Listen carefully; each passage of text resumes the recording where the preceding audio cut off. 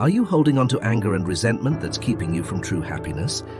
Discover the transformative power of forgiveness and how letting go can unlock emotional freedom and inner peace. Haryet had spent years carrying the burden of a grudge against her childhood best friend Abby. What had started as a minor betrayal, Abby had spread a secret Haryet had entrusted to her, grew into resentment so heavy that she barely recognized herself. At first it seemed harmless. She avoided Abby, deleted old photos, and refused to acknowledge shared memories.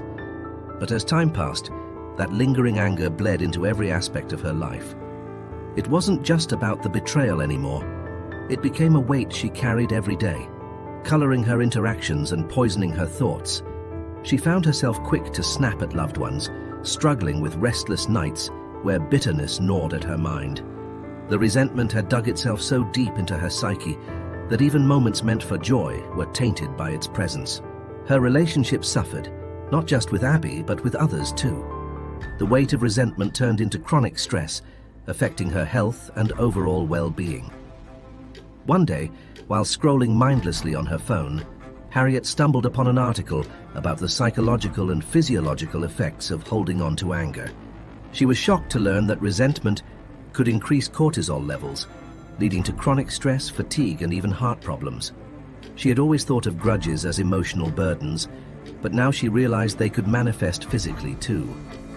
She thought back to the sleepless nights, the headaches, the exhaustion that seemed to follow her everywhere. Could it really be that her unwillingness to let go was harming her more than anyone else? It was a wake-up call. She realized that her refusal to let go wasn't punishing Abby, it was punishing herself. For the first time, she questioned whether forgiveness could be the key to feeling whole again. Forgiveness, she learned, wasn't about excusing what had happened. It was about choosing to free herself from its suffocating grip. She read stories of people who had forgiven unimaginable betrayals and found peace in the process. There was a woman who forgave the driver who caused the accident that took her sister's life, and a man who mended his relationship with the father who abandoned him. The common thread in their stories wasn't forgetting, it was finding emotional freedom.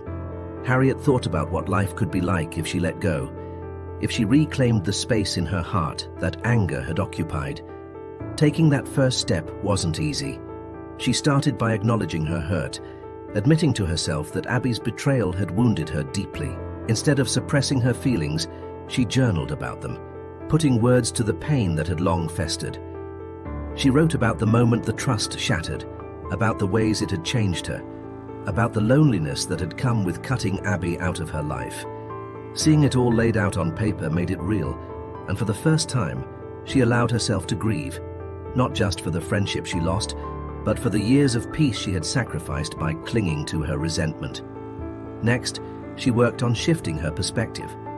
What had Abby been going through at the time?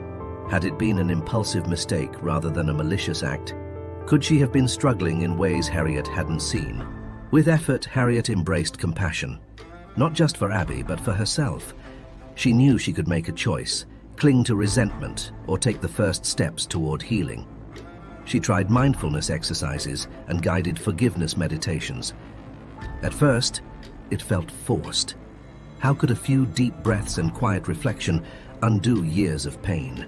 But with consistency, something shifted. The sharp edges of her resentment dulled, and the walls she had built around her heart started to crumble. Slowly, her heart softened. Haryet also realized she had been judging herself too harshly. She had allowed one painful incident to shape her identity, believing that her anger defined her, but it didn't have to. She practiced self-compassion, learning to forgive herself for the years she spent dwelling in negativity. Self-forgiveness meant releasing the guilt she carried for not moving forward sooner. It meant recognizing that healing is a process, sometimes slow but always worthwhile. One morning she sent Abby a simple message. Not an apology, not an accusation, just an acknowledgement that she was ready to leave the past behind. Abby responded instantly, grateful for the opportunity to reconnect. Though their friendship wasn't the same, Haryet felt lighter than she had in years.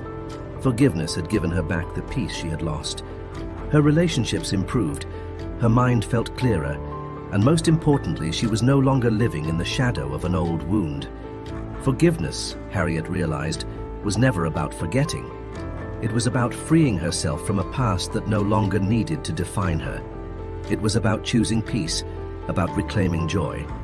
And finally, after all those years, she was ready to move forward.